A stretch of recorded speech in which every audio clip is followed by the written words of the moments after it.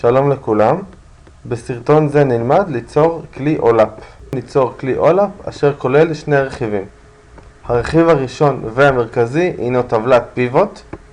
מבנה הטבלה: בעמודות היררכיה של מוצרים, בשורות היררכיה של לקוחות, ובפנים נוכל לראות את כמות ההזמנות.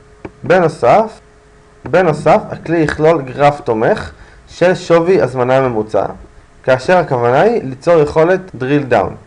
מה הכוונה? הגרף ישתנה בהתאם לתא שעליו אנחנו עומדים בטבלה. נעבור לתוכנה.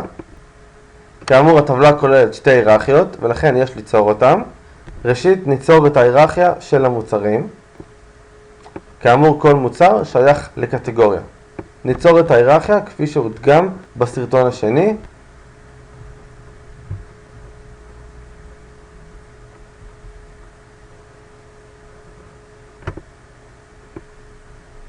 נקרא להיררכיה Categories. ניתן לראות את ההיררכיה למטה.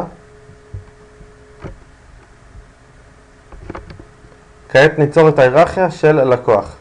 כאמור, לכל לקוח יש עיר ולכל עיר יש מדינה.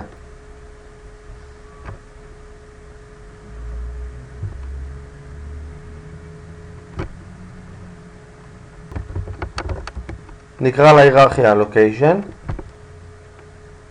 ונוסיף אליה את Customer Country.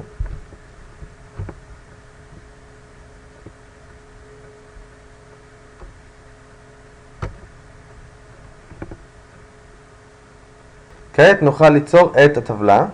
כאמור, אמרנו שהמדד בתוך הקובייה יהיה כמות ההזמנות, ולכן ניקח את Order ID ונגרור אותו פנימה,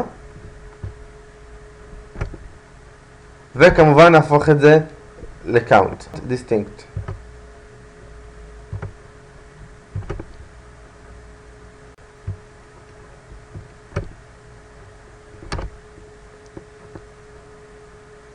כעת נגרור אל השוליים של הקובייה את שתי ההיררכיות.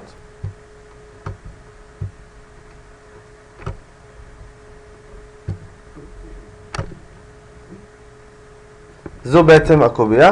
כל הרעיון פה שאפשר לעשות drill down ו-drill up, כלומר להיכנס לתוך ההיררכיה או לצאת החוצה.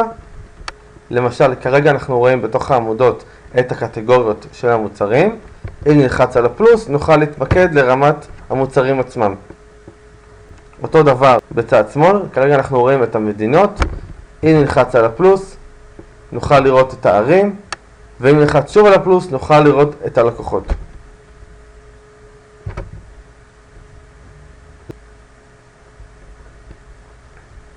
כעת נעבור ליצור את הגרף. הגרף אמור לכלול את שווי ההזמנה הממוצע. נחזור לתוכנה, ניצור גיליון חדש. כזכור, לכל מוצר בהזמנה, שזו הטבלת Details, יש Quantity ו-Unit Price.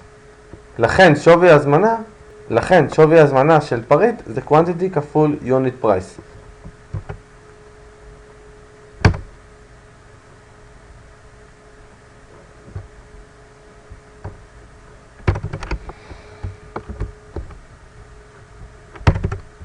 ניתן לו שם.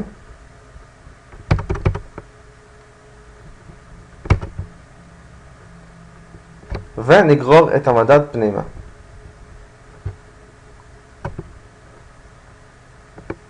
נהפוך אותו לממוצע.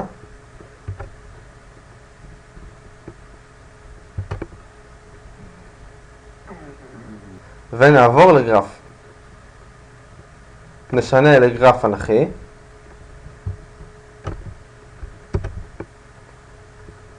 עד כאן רכיב זה.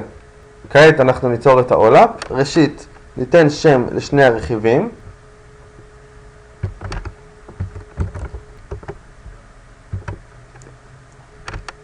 ניצור דשבורד חדש.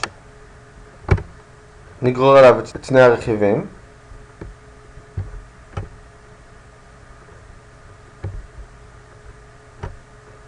נשנה את הגודל.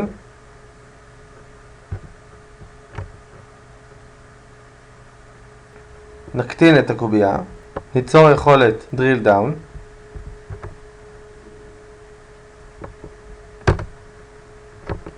למשל נבחר את דנמרק קיטס.